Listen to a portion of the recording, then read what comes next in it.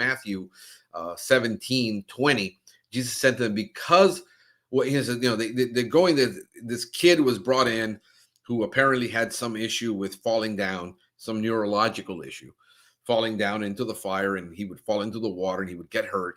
And the father had taken him to the disciples. Must have been the 12 or whoever, how many disciples he had following. And said none of them could none of them could heal him. None of them could help him.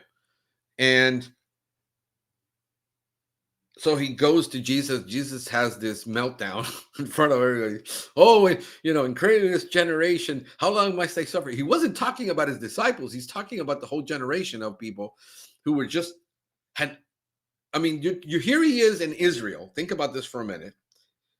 Incredulous generation, how long must I suffer you? He's in Israel talking to Jews who had known the law, the miracles of God, the parting of the seas, and knew everything about God, were religious in everything they did, and yet he calls them an incredulous generation. And obviously he wasn't speaking about his disciples. They were actually believe in him. They believed in what he was doing. But they couldn't they couldn't do this. It turns out Jesus comes, brings the oil, and he casts out a demon. It was a demon, and when you read your text, it's like not everybody who has a neurological problem or has whatever it is has a demon. I mean, that's the biggest mistake that the church does, but I digress. And he says, if you have faith as a mustard seed. Now, obviously, mustard seeds don't have faith.